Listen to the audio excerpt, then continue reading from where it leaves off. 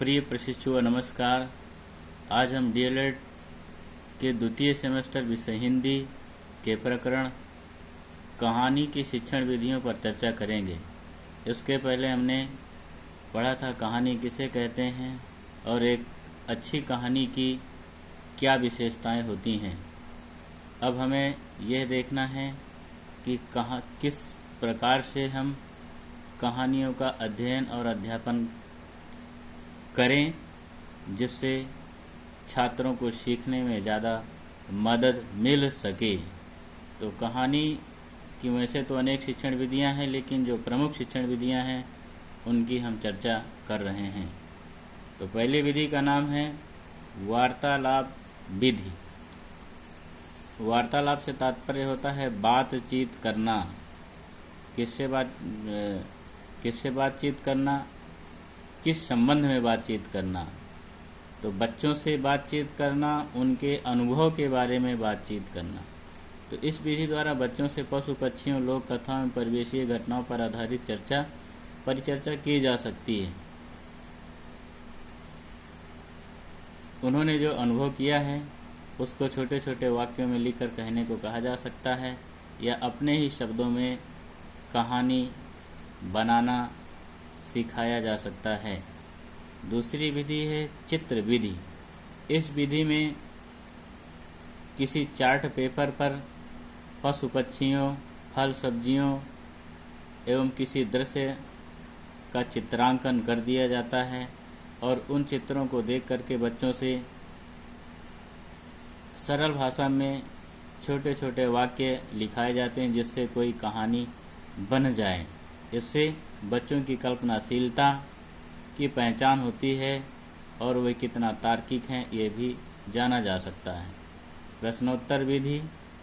इस विधि में एक शिक्षक या प्रशिक्षु कहानी या लोक कथाओं को बच्चों को पहले सुनाता है और बच्चों से उसी प्रकार की कोई अन्य कहानी सुनने के लिए कहता है, और कहानी सुनाने के बाद बच्चों से अनेक प्रकार के प्रश्न किए जाते हैं। प्रश्न ऐसे किए जाते हैं जिनका बच्चे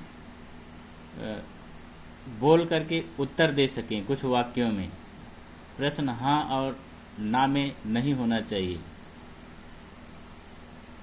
चौथी विधि है कहानी कथन विधि। इस विधि द्वारा प्रशिक्षु बच्चों को सरल भाषा वाली छोटी छोटी कहानियाँ सुनाते हैं। फिर बच्चे भी उनको कहानियाँ सुनाते हैं, अपने शब्दों में कहानियों को कहते हैं, और इन कहानियों का विषय भी परिवेशीय घटनाएं ही होती हैं। परिवेशीय शब्द ले सकते हैं या कोई भी विषय हो सकता है। उनकी दादी नानी की कहानियाँ हो सकती हैं या उनके स्व अनुभव पर आधारित कोई भी कहानी हो सकती है जिनको बच्चे कहते हैं। तो इससे बच्चों की स्मरण शक्ति, तार्किक क्षमता, कल्पना शक्ति के बारे में भी पता चलता है। कहानी शिक्षण के और भी अन्य तरीके हो सकते हैं जिनको कक्षा में अपना करके बच्चों के ज्ञान में वृद्धि की जा सकती है। जैसे पहला है कोई अधूरी कहानी पूर्ण कराना। ऐसी कहानी जो बच्चे पहले पढ़ चुके हों या न पढ़ चुके हों, कोई एक कहानी बनाना जो आदि हो और फिर बच्चों से उसको पूर्ण कराना। इससे बच्चों की बुद्धिमत्ता का पता लगेगा और उनकी कल्पना शक्ति कितनी तेज है इसकी भी जानकारी हो सकेगी और बच्चे आनंद का अनुभव करेंगे। दूसरा है कोई सुंदर दृश्य दिखाकर कहानी निर्माण कराना। तो सुंदर दृश्य बच्चों को बहुत ही पसंद होते हैं, तो उन दृश्यों में चित्रांकन जरूर होना चाहिए जिससे बच्चे दृश्यों को देख करके छोटे छोटे वाक्यों में कहानी बना सकें। तीसरा है विशेष मुद्रा या भाव वाले चित्र दिखाकर सरल वाक्य लिखवाना। तो ऐसे चित्र भी होते हैं जिनमें अनेक प्रकार की मुद्राएं होती हैं, जैसे क्रोध, प्रसन्नता आदि अनेक मनोभाव, जिनको देख करके बच्चे सरल वाक्य लिख करके लाएं जिससे उनकी तार्किकता और बुद्धिमत्ता का पता लगाया जा सके। पत्र पत्रिकाओं एवं अखबारों के कार्टूनों से कहानी लिखवाना। तो पत्र पत्रिकाओं में और अखबारों में बहुत सारे कार्टून बने हुए होते हैं, जैसे उनमें रहता है इन चित्रों में 10 अंतर पहचानिए। तो इससे भी बच्चों की तार्किकता और कल्पना शक्ति की पहचान होती है और बच्चों को मज़ा भी आता है, बच्चे पढ़ने में रुचि लेते हैं।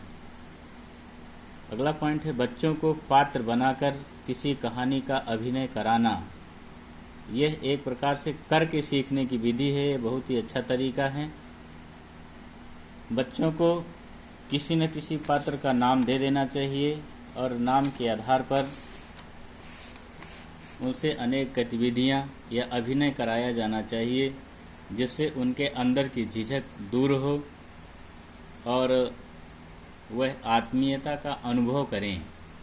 नेक्स्ट पॉइंट है कुछ जानवरों के नाम, पात्रों के नाम एवं परिवेशीय शब्द देकर कहानी निर्माण कराना। तो कक्ष में जानवरों के या 4-6 जानवरों के नाम दिए जा सकते हैं, या अन्य कोई भी पात्र हो सकते हैं, या परिवेशीय शब्द हो सकते हैं। बहुत सारे परिवेशीय शब्द मिल जाते हैं, जैसे बादल है, जल है, वृक्ष हैं, पेड़ हैं, पौधे हैं, मछली हैं इत्यादि शब्द दे करके उनसे कहानी निर्माण कराई जा सकती है। अगला पॉइंट है बच्चों के अनुभव की कोई विशेष घटना पर आधारित कहानी सुनना या लिखवाना।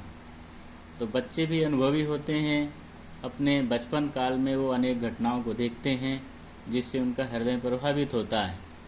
तो ऐसे घटनाओं पर आधारित उनसे स्वयं के अनुभव पर कहानी लिखाया जाना चाहिए, ताकि पता चले कि उनकी समझ कितनी विकसित है और वो क्या कर सकते हैं, उनकी संप्रेषणीयता कितनी है। लास्ट है कल्पना शक्ति।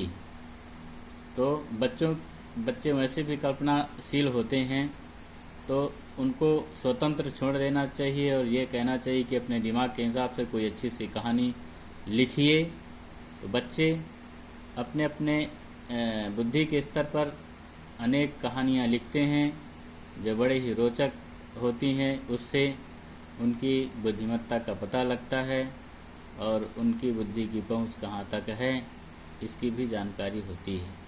तो इस प्रकार कहानी शिक्षण को प्रभावी एवं रोचक बनाया जा सकता है, जिससे बच्चों को अवश्य लाभ होता है। तो धन्यवाद, आज यहीं तक, फिर दूसरे वीडियो के साथ मिलेंगे।